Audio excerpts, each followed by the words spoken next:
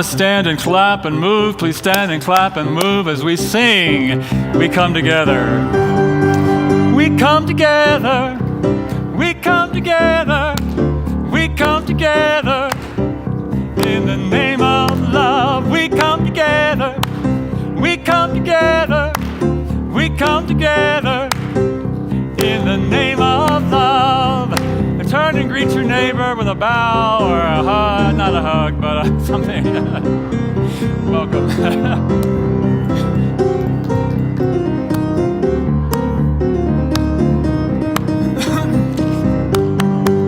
We come together, we come together, we come together. In the name of love, we come together, we come together. We come together in the name of love.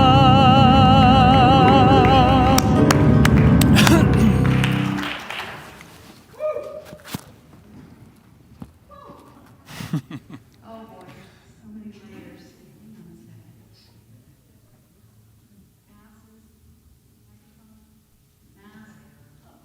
I'm ready. Ready to meet today. Good morning, everyone.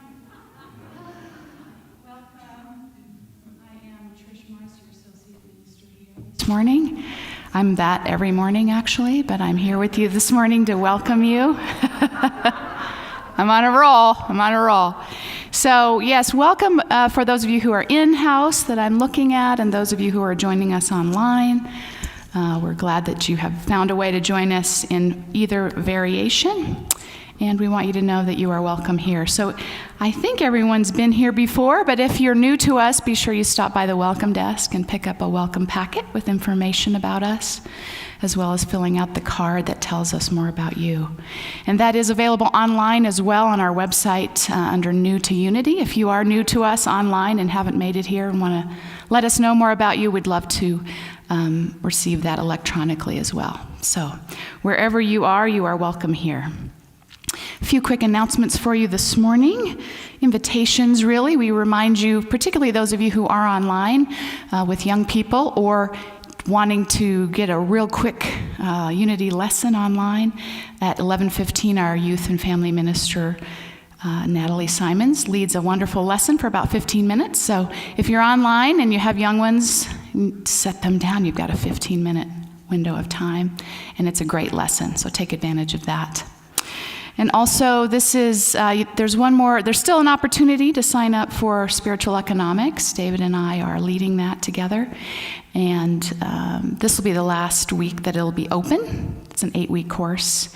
And he's been talking about that, and we'll continue to talk about some of the information presented in that body of material.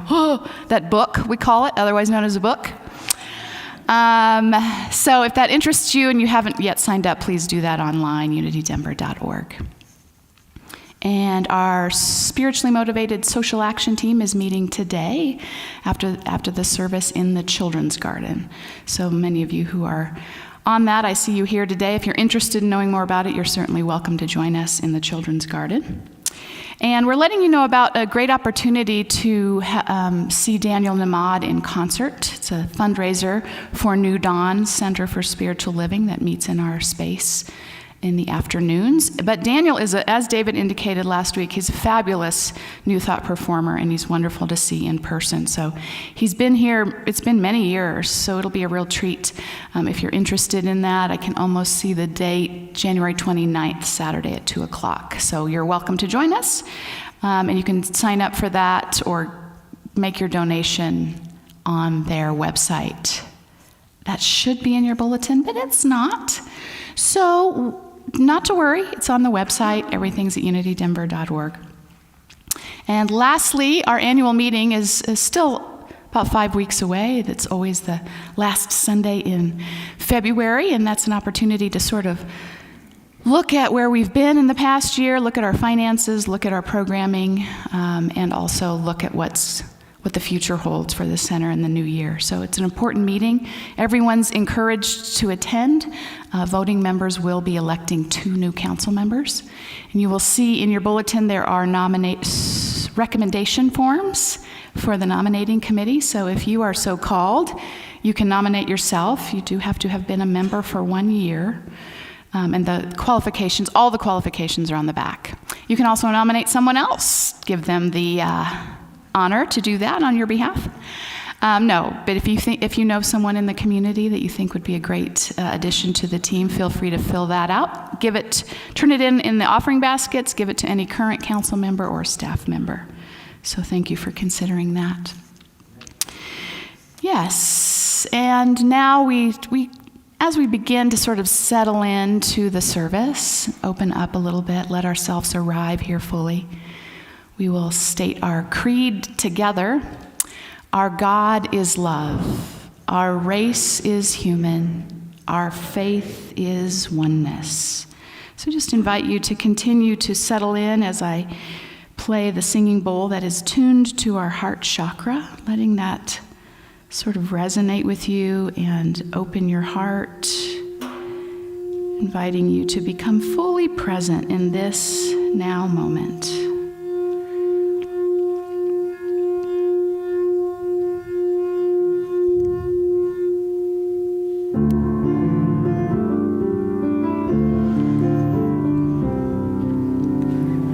Surely the presence of love is in this place. I can feel the mighty power and the grace. There's a holy hush around us. I see glory on each face. Surely the presence of love is in this place. I just invite you to relax into that presence, taking a deep breath, inviting your body to relax, knowing that love is in this place and in the space really wherever we are, for we have at the center of our being divine love, divine life, divine abundance and possibility. And so just center into that awareness now.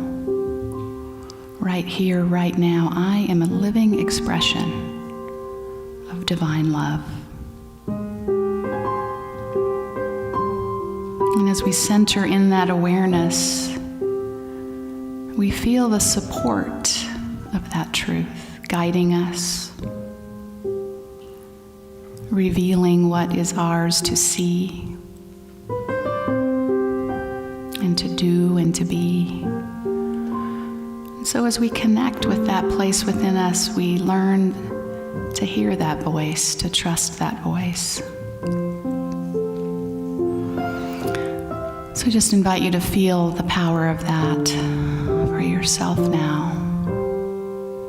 There's a divine purpose unfolding in and through your life right here, right now.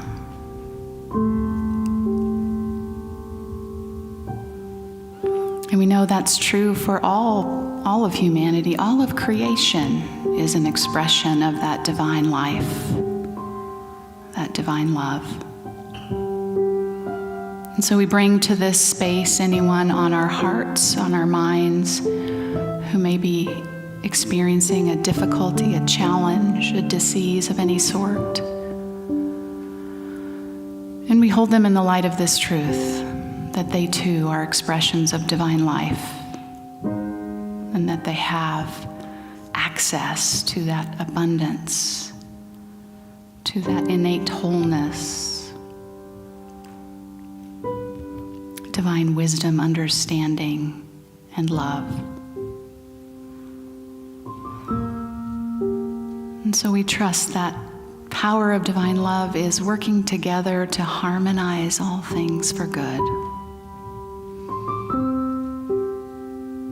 And knowing that, we can relax and receive.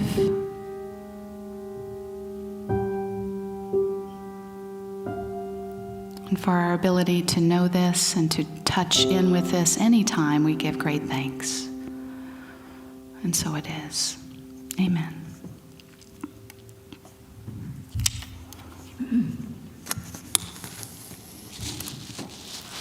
Many of you know that yesterday was the actual birthday of Reverend Dr. Martin Luther King Jr., and tomorrow we celebrate a national holiday in his honor.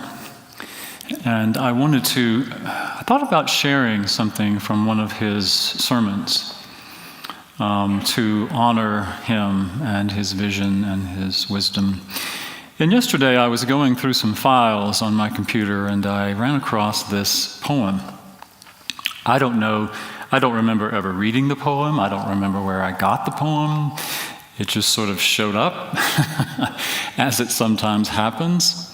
And as I read it, I thought, what better way to honor the spirit of Dr. King than to share this poem with you called Walking on Water. And it's by Macrina, I think, Wiederkehr? I'm sorry if I've mispronounced her name. Come, walk on water with me. I'm in the mood for impossible things. Take out your heart of courage, a lamp amid your fears, and walk on the water with me. Let's touch everything we see and change it to hope. Our hearts, let's change to flesh. No more stones of apathy for us. Let's look at everything that could be, believing it will be, if we dare to walk on water, scared and hopeful. Come, walk on water with me. Let's wrap our fears in hope. Across these waters we must go, our lamps of courage high. Scared and hopeful we will go. At the beginning of this water journey, we'll be careful, but not too careful. Being too careful is for the very scared. The kingdom of heaven is not found in being overly cautious, but in taking chances. Come, walk on the water with me.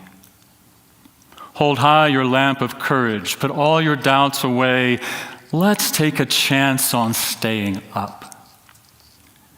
Come, walk on the water with me. I'm in the mood for impossible things.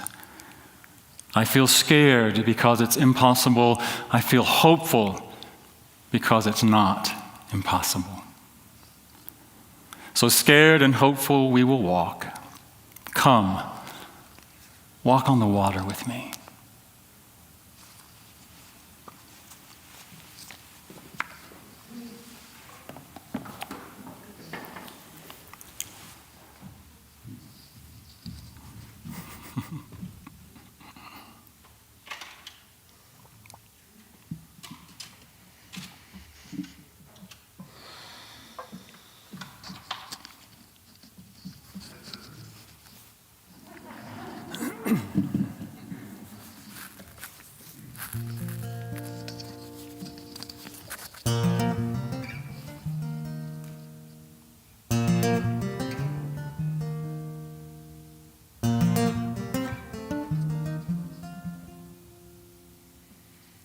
In the deepest part of me, there is a diamond, and it shines even brighter than the sun. And though it is obscured, muddy waters keep it blurred. It'll sparkle like the heavens when I'm done. In the center of my soul there is an ocean that was ladled with the swallowing of tears. And when I feel I don't belong, its current keeps me strong, and its deepness holds the answer to my fears. I am alive, I will survive. heart's the strongest muscle in the world.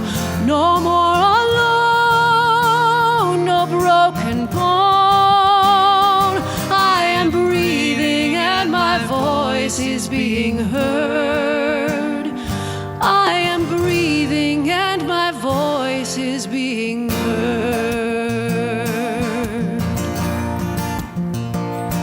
In the bottom of my belly burns a fire, raging hotter than the center of the earth, making diamond out of coal, crucible of my soul, the volcanic pulsing core of my worth.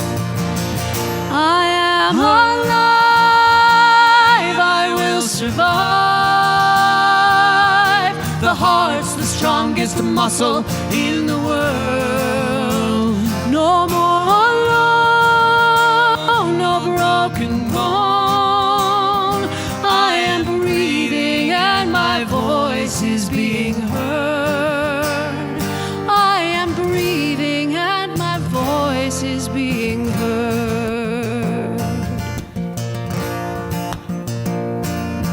To love the ones who cause you pain, to feel as though you've gone insane, to struggle with the heaviness of home, to be the one to stand your ground, to know what's right and not back down, to have the strength to make it on your own.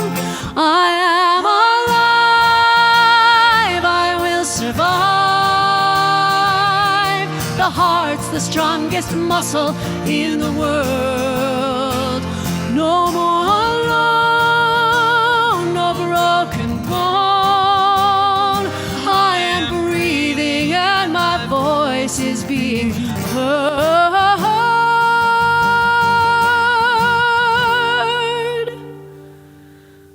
I am breathing and my voice is being heard.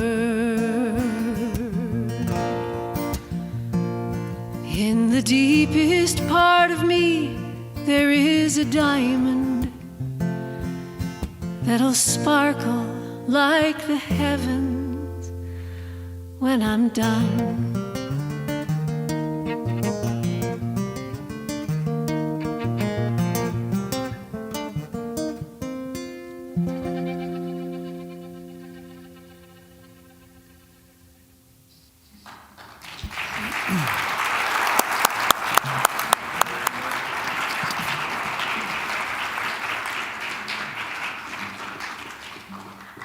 Stephanie Bettman and Luke Halpin. Bettman and Halpin, thank you for being here today. So glad to have you with us as always. As Trish said, we started this study of the book Spiritual Economics this past week, and we'll be continuing with it on Tuesday evenings for the next 7 weeks. So if you'd like to be a part of that, please go to our website and register. I wanted to share with you, this is from the second chapter of the book called Your Fortune Begins With You. And what Butterworth says here is, it is an important moment in your life when you discover for yourself the great truth that things may happen around you and things may happen to you. But the only things that really count are the things that happen in you. You may have precious little control of the elements or the fluctuations of the stock market or the unpredictable behavior of people. Amen to that. However, you live in a world of your consciousness, which is the sum total of the thoughts of your mind. And you can control what goes on in your mind. This is not to say that it is easy, but to establish that it is possible. There's a great idea that you will encounter again and again on your quest. You are a living magnet, constantly drawing to you the things, the people, and the circumstances which are in accord with your thoughts. In other words, you are where you are in experience in relationships, even in financial conditions, because of what you are, which is where you are in consciousness. And then he goes on to say it's not an easy teaching for people to hear.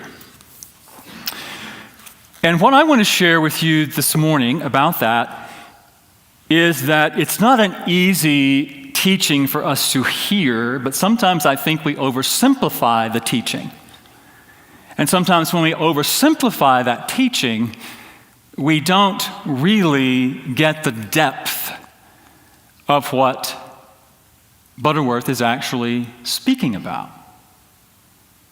Because what he says is that our experience is a reflection or attraction of our thinking, our thoughts.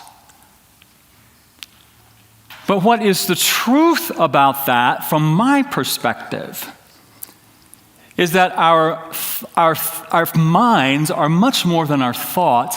Our minds are much more than our feelings.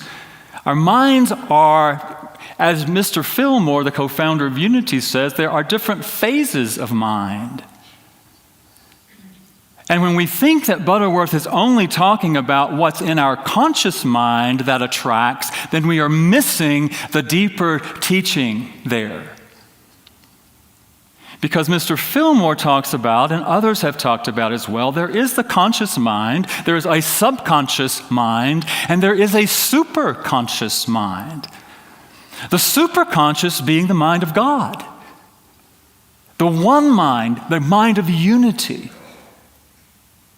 And it's not as though we only have this conscious mind that we're working with, although that seems to be what we understand it to be, but the conscious mind is only a part, and we have a subconscious mind, and we are also a part of the superconscious mind. And what Mr. Fillmore says is that humanity has sort of gotten it backwards. That we live more from this subconscious mind that is subconscious. We're not conscious of what's going on in there. And it is the subconscious that gets projected into the conscious, and that's what we act from, that's what we think, that's what we feel, and then that's how we are experiencing. But it becomes an experience not of what we're always conscious of, but what's going on in here. But what he also says is that we, as expressions of God, as divine ideas in the mind of God, have complete and total access to the superconscious mind. And that the function of the subconscious mind is to be filled with the ideas of the superconscious mind, project that into the conscious mind, and then we are to create from there. So you see, when we simplify the teaching and say, well, your experience is just a reflection of your thoughts and your feelings, then we feel, well, we feel somehow like we're not doing it right, or we can't do enough, or all of those things. But what we don't really always get is that there's so much going on underneath that, and our opportunity through our practices, through meditation and prayer, and in Unity we teach about denials and affirmations, and all of that is to connect consciously with the superconscious mind and allow those ideas and the truths like prosperity and abundance and all the good that we can imagine to be impressed upon the superconscious, the subconscious, so that's what we create from. But we're part of all of that. And so we do our work. We do our personal work to make the subconscious conscious, to recognize what's going on in there, to make it more conscious so we can work with it. And we work to make the superconscious more conscious, so that we are aware and we're guided by that knowing for what's to do and what is next and how we are to be in the world. So as he says, it's simple when we understand it, but it's not always easy. If I just think the right thoughts, then I'll create the life I want. Well, it's not that simple.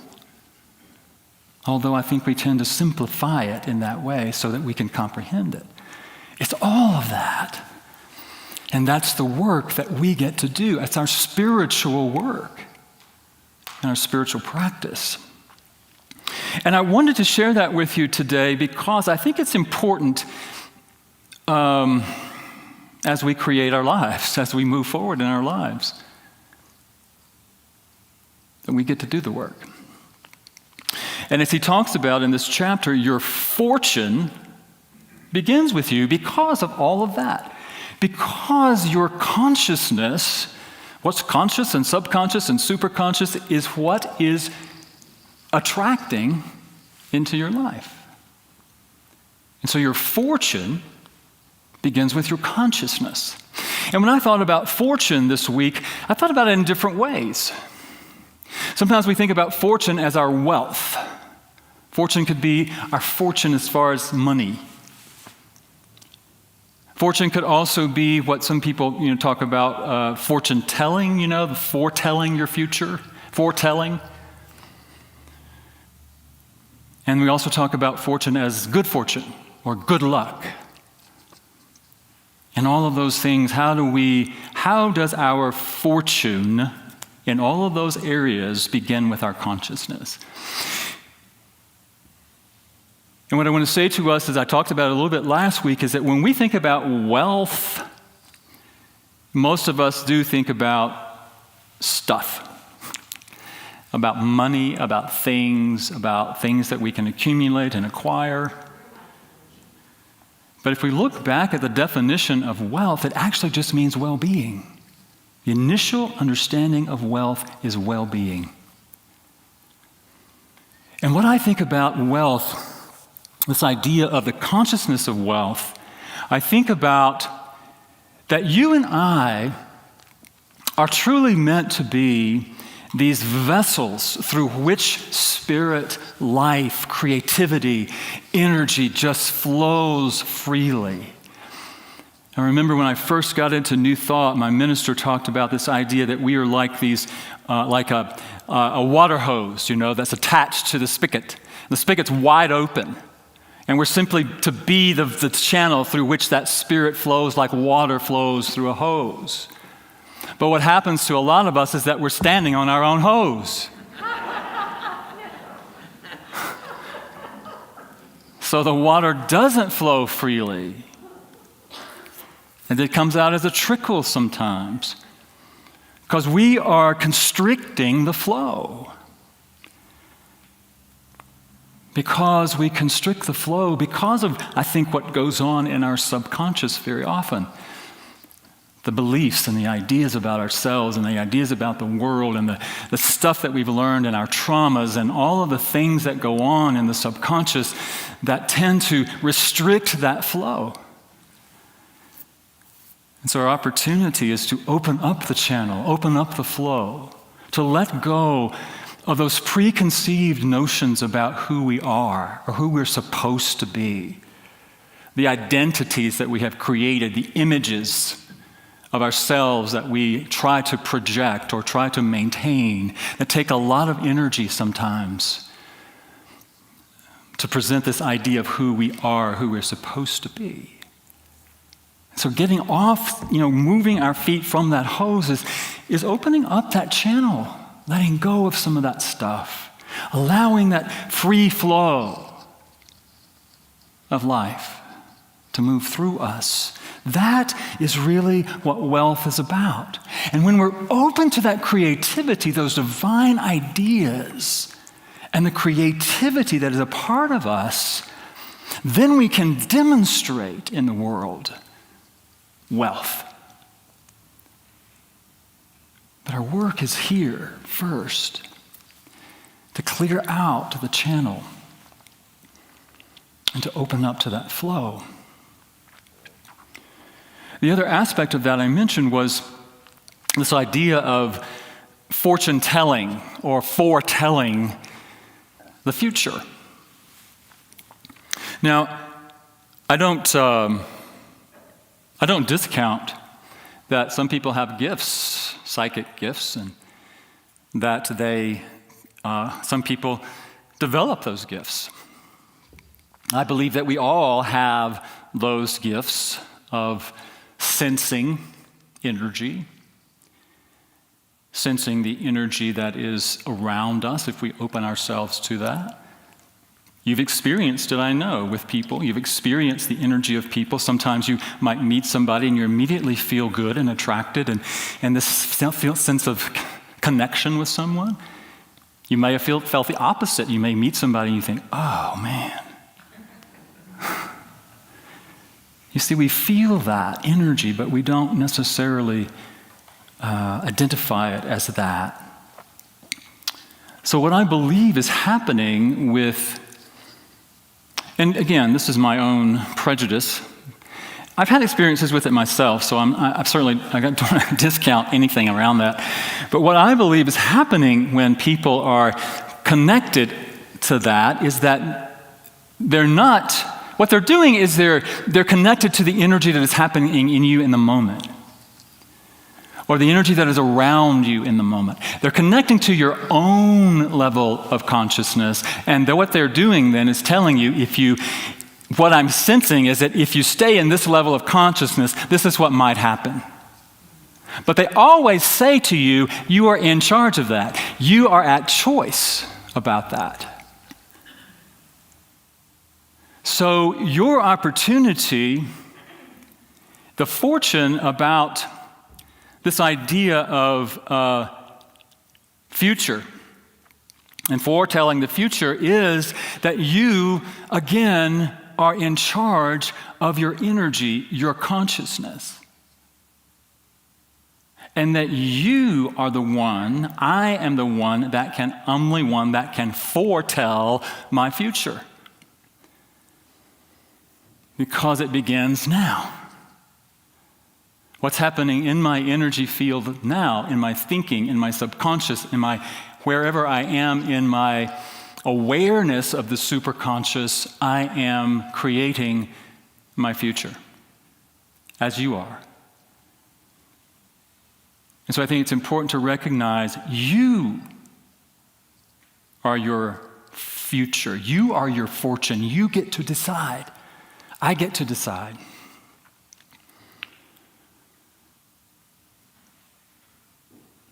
And it happens now. I think humans may be the only animals who tend to live in the future,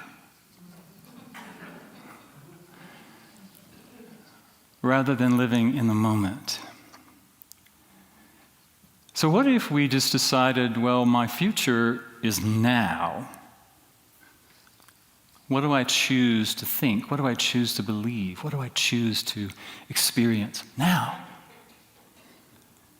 And recognize that in this now moment, as you generate and you feel and you think and you project and you allow, that you are that magnet that Butterworth talks about. And the other aspect that I wanted to talk a little bit about is this idea of good fortune or good luck, or this idea that somehow I'm not lucky or somebody else is lucky. Charles Fillmore says, all true action is governed by law. Nothing just happens. There are no miracles. There is no such thing as luck. Nothing comes by chance.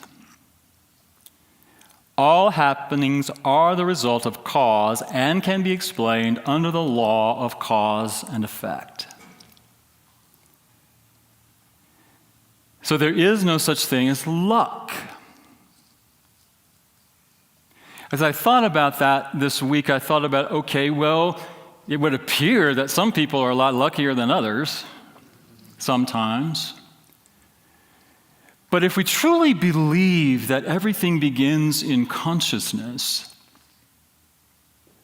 then it would stand to reason, in my mind anyway, that luck, as what we call luck, is actually where consciousness of prosperity or consciousness of abundance, consciousness of oneness meets opportunity or an idea. And where the consciousness and the idea meet the inspired action.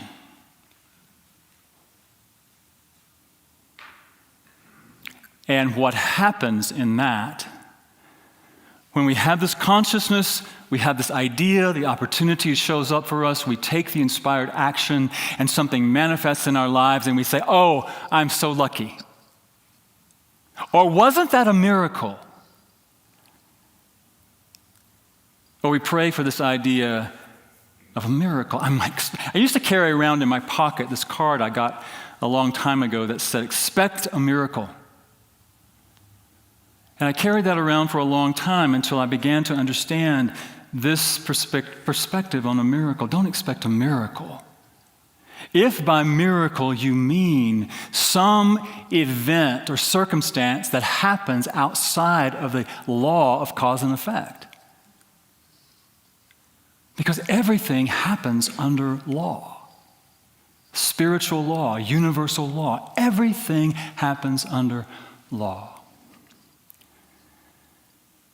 And so miracles, what we might call a miracle, somebody told me once a definition, a New Thought definition of a miracle. I'm not sure I remember it verbatim, but it was basically the working out of law that sometimes delights and surprises us. And we call that a miracle. So I would say to us, don't think about it as being lucky or unlucky.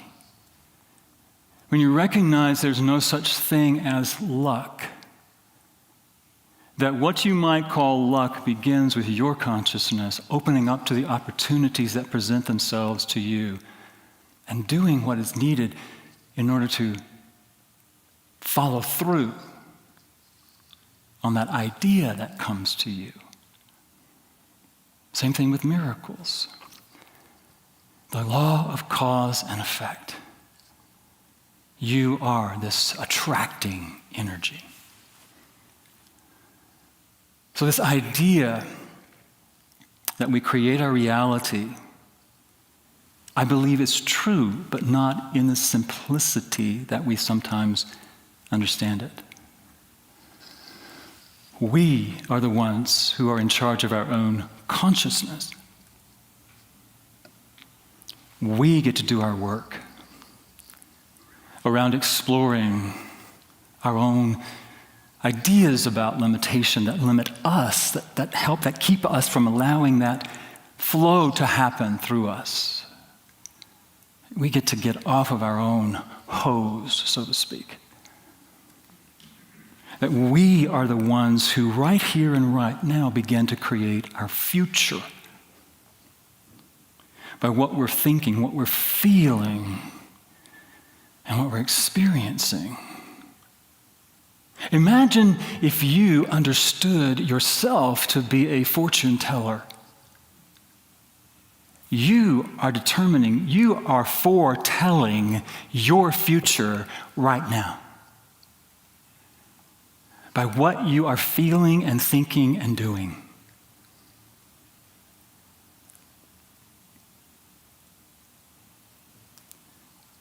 And in that understanding, you understand that you operate under divine law.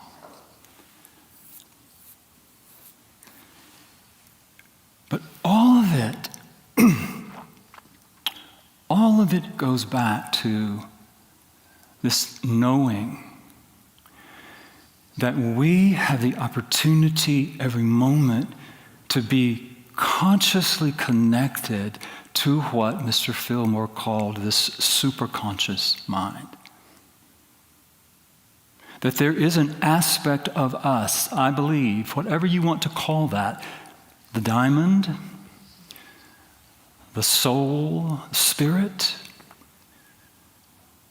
that is always there. It's always urging us, not pushing, maybe pulling is a better word. It's always there. And it's always eternally connected to the allness of the universe, God's source, divine mind. And we have the opportunity to release that, to free that, to release ourselves, and to allow that aspect of us to be that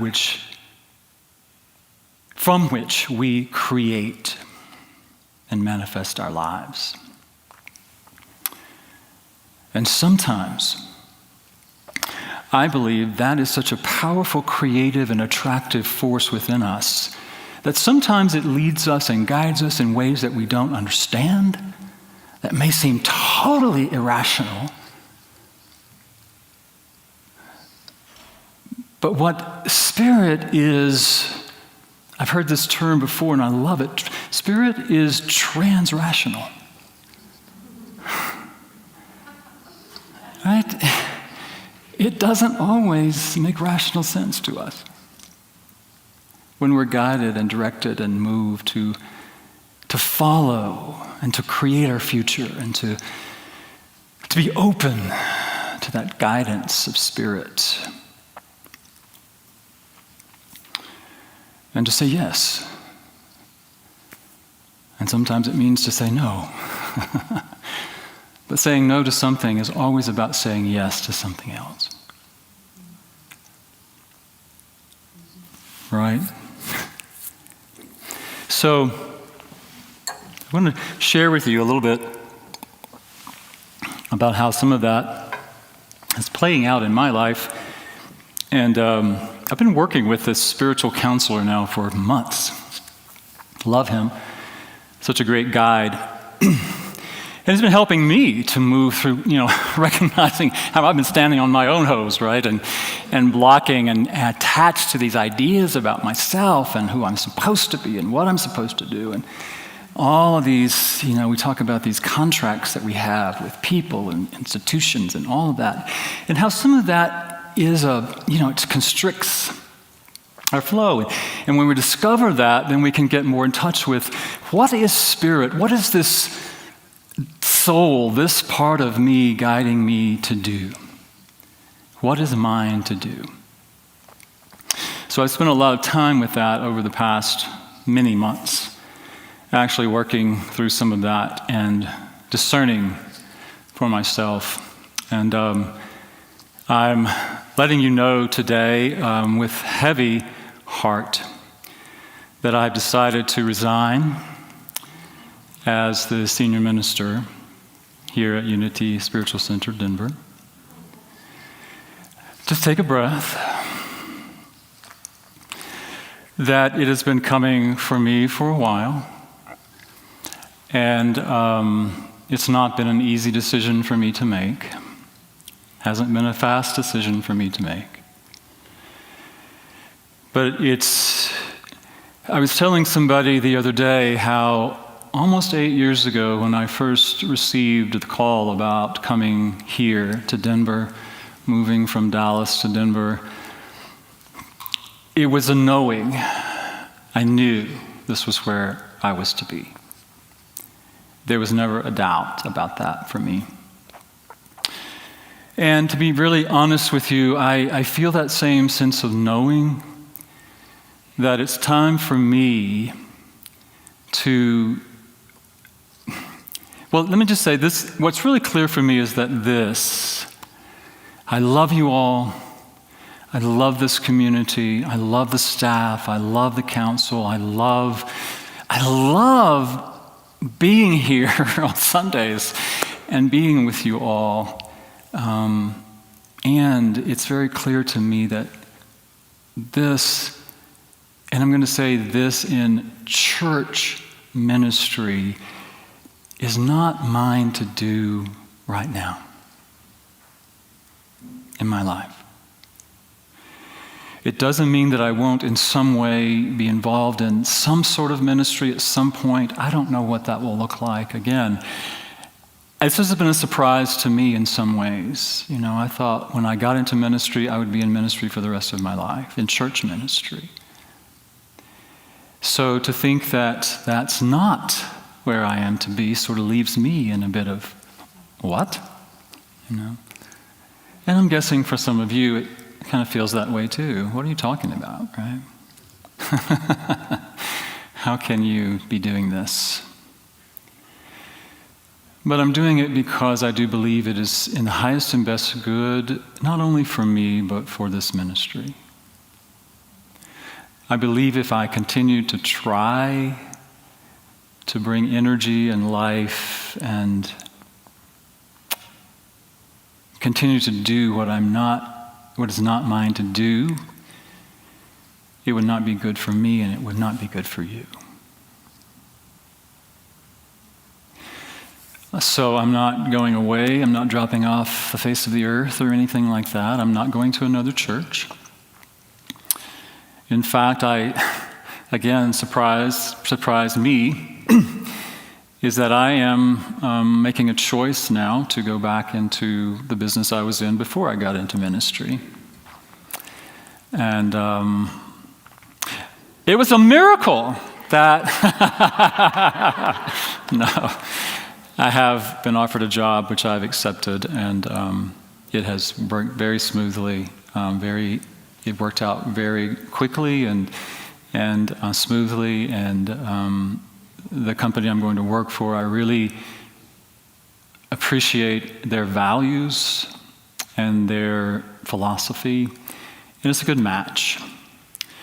But I will be around to help in the transition. I'll be here around the Denver area to support in any way that I can possibly support, and any way that my energy might be of benefit. So I'm not completely going away. So again, I love you and I appreciate so much all that I have gained and experienced and all of your support that you've given me over the past 7.5 years. And again, you're in my heart forever. So now I want to invite the council president, Doug Harris, up. He's going to say a few words as well. So I will sit down now.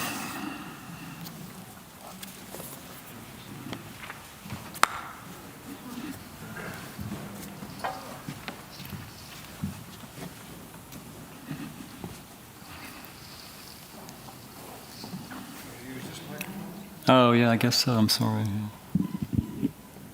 Hell, am I on the right phone, or the right microphone? Thank you.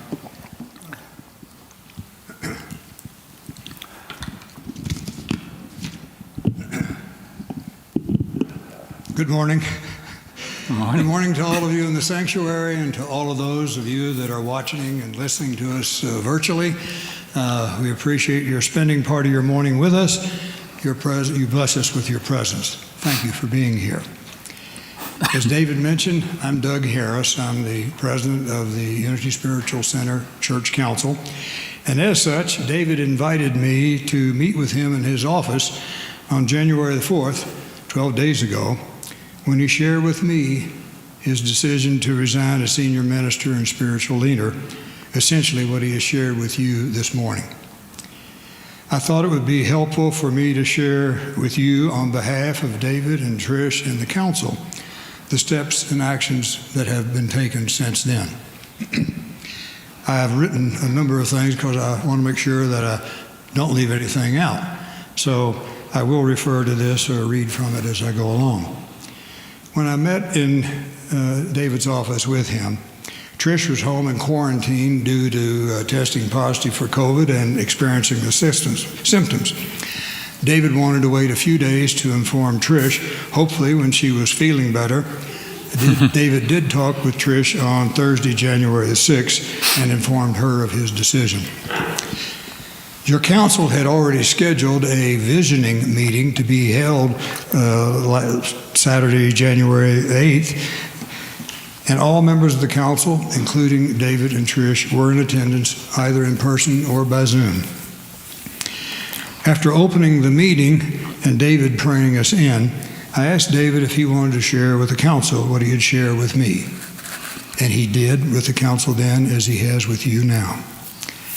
David had recommended that Trish step into the role of spiritual leader to me at our previous meeting, and recommended that we hire an administrative assistant to work with Trish, and he repeated those recommendations to the council at our Saturday meeting.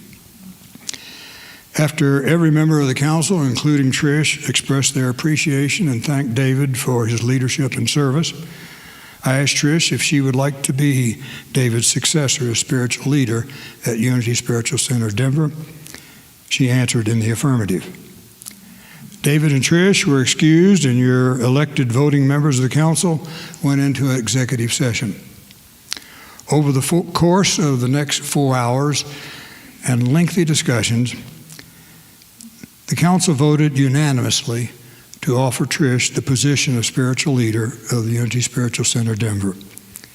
The council voted unanimously to offer Trish a 3-year contract as our spiritual leader.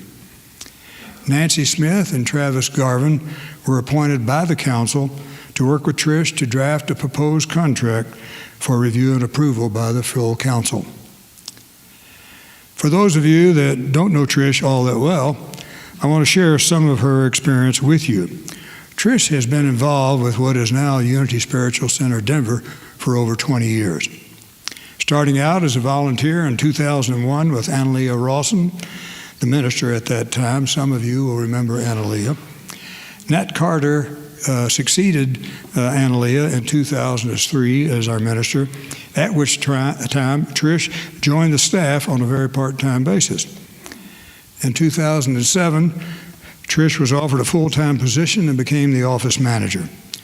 Trish also had begun taking spiritual enrichment classes at Unity School during this time.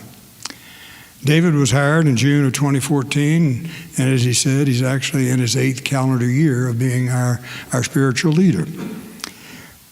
Trish started pursuing her licensed Unity teacher designation in 2013, was graduated in 2016, and was promoted to Associate Minister of Unity Spiritual Center Denver in 2017. If you look closely, you'll see Trish's fingerprints on almost everything that occurs here at Unity Spiritual Center Denver. She has proven to be an asset of increasing value to the ministry over this time. Now let me continue with the actions and steps taken. During this past week, David personally informed each member of the staff, as well as Jim Fairley, our resident historian of Unity Spiritual Center Denver, and the man that prepares all of our financial statements. And David and Trish have had numerous conversations concerning the transition and how to make it as smooth and comfortable as possible for all parties. Trish, Nancy, and Travis have reviewed the proposed contract and will be sharing it with the full council when we meet after the service this morning. All the decisions that need to be made at this time have been made. This is still very much a work in progress.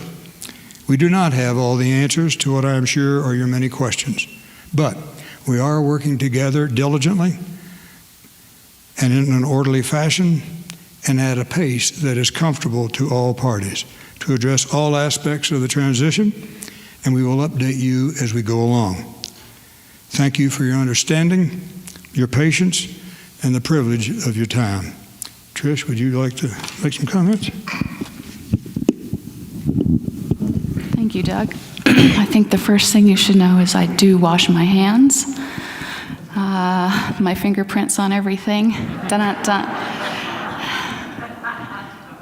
So, I join you all very much in feeling of loss. And while I obviously see this as a wonderful opportunity for me, it's with a heavy heart that I accept it. And I want you to know that I hope that my years of service and commitment here to this community will serve in a positive way as you all process the loss of David. I certainly have grown tremendously during his time here. And so I feel more ready than I could ever be, right? I like to take the long road to things, so 20 years is pretty substantial.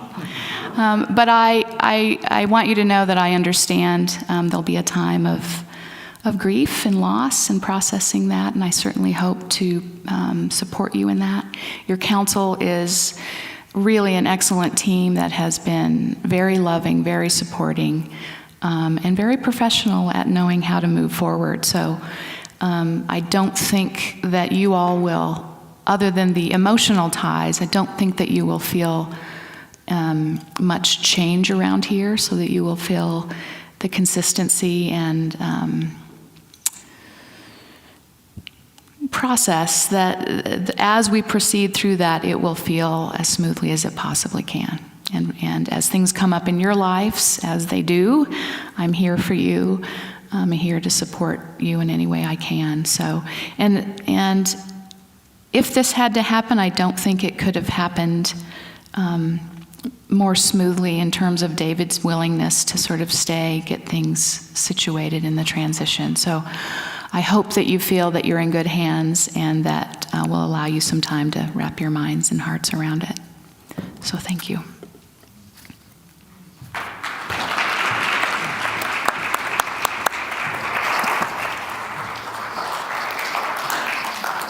Thank you, and thank you, Doug and Trish, and I believe you're in good hands, and it makes it so much easier for me to make this choice, knowing that you are in good hands, and I'm not leaving you in some type of void. So let's all take a moment, take a breath, take it in. I want to invite you just to take a moment and feel whatever it is that you are feeling. To be aware of whatever thoughts are moving through your mind right now. And to open yourself up to the awareness of your humanity. Knowing that we are in these human forms, we have emotions and thoughts, feelings and needs. And so we honor that. We honor that for ourselves and for each other. And we take a moment just to breathe into that.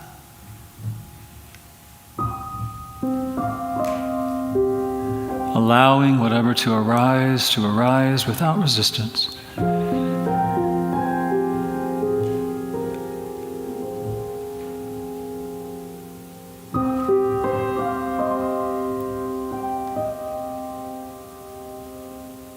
And we breathe deeper into our heart space, beneath that emotional heart, and into the sacred heart.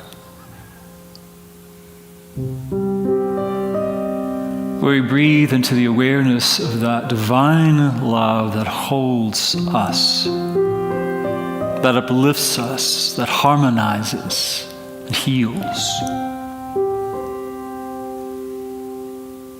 As we breathe into that awareness, we know that even though we may be in the midst of change, or loss, or fear, or worry, that we are held by that love, that divine love.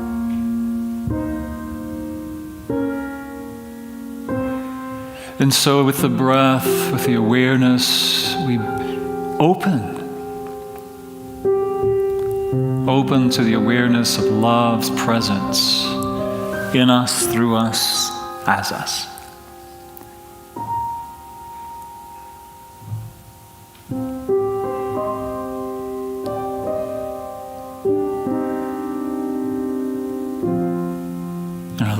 that love to fill our hearts, our minds. Allow that love to awaken in every aspect of our being. Remembering that we are, as Myrtle Fillmore said, radiating centers of divine love.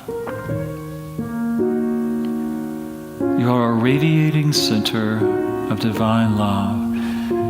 As you open, as you surrender, as you invite and allow.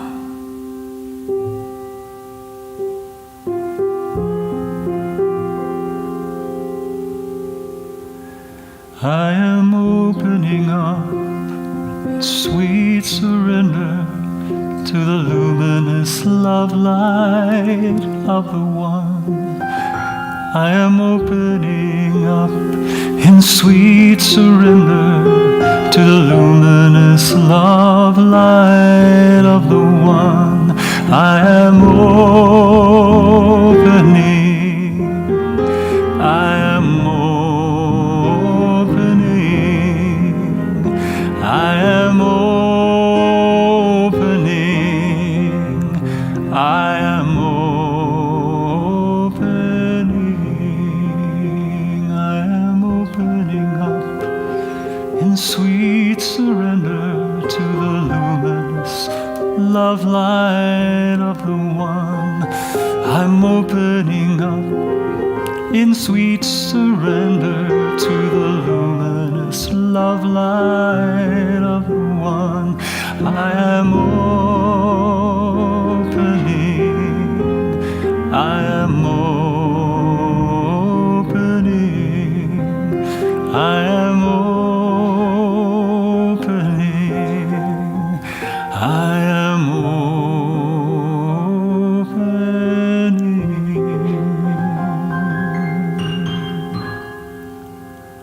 So take a deep breath.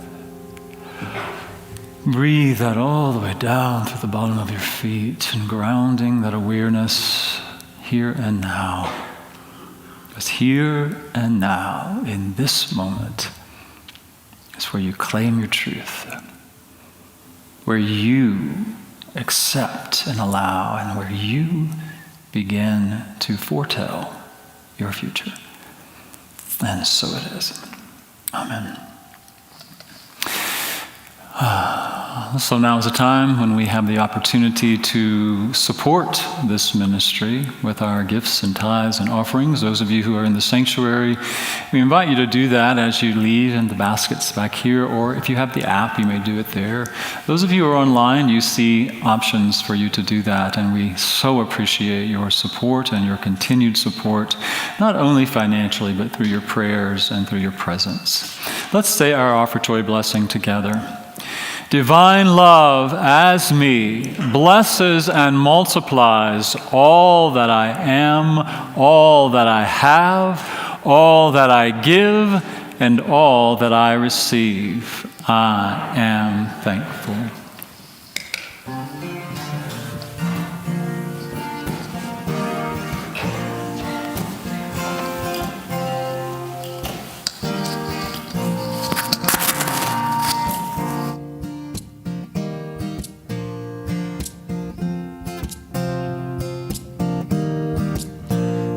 On the news. What can I say? Last time I looked, I just had to look away. Talked on the phone, heard all the misery of home. What you gonna do when it's not about you? I will open my window, I will sing a song. Won't you sing along? Won't you sing along?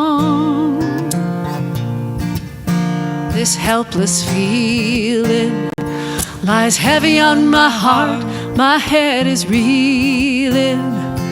I don't know where to start. Call me naive. That's okay, 'cause I still believe we can find a better way.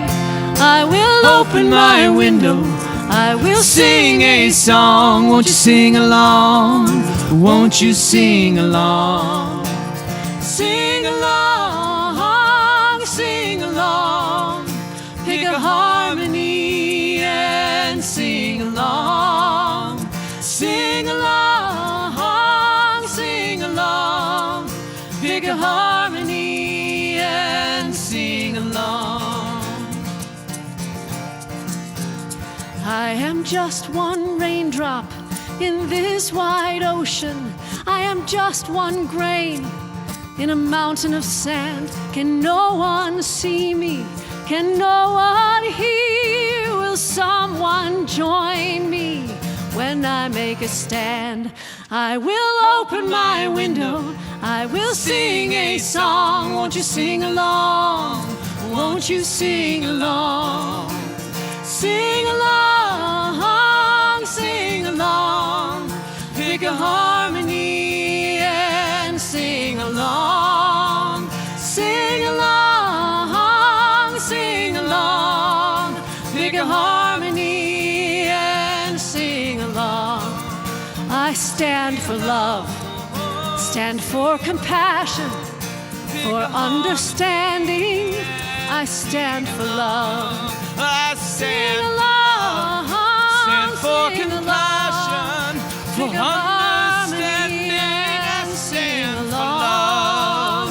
Sing along, sing along. Pick a harmony and sing along.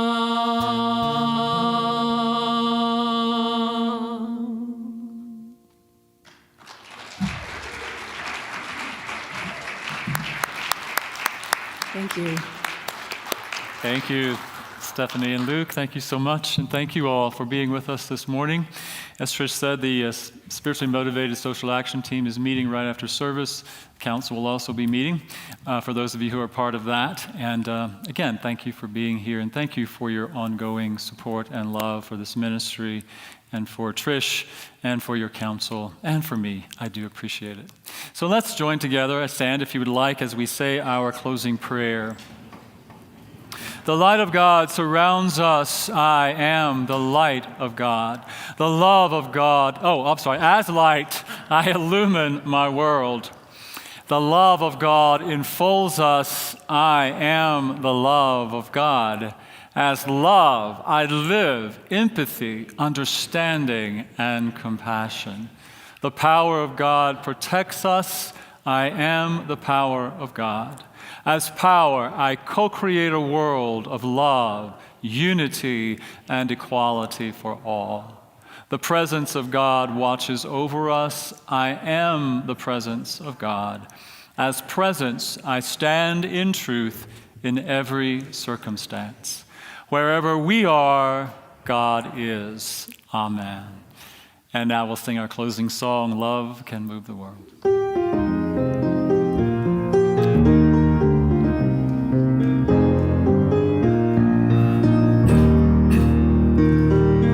Love can move the world as the moon in the sky moves the sea. Love can cause the wars to cease. Love can move this world to peace. It's a tide that begins with you and me. Love can move the world as the warmth of the sun moves the trees. Feel the winds of love increase as we move this world to peace. Come love the world with me.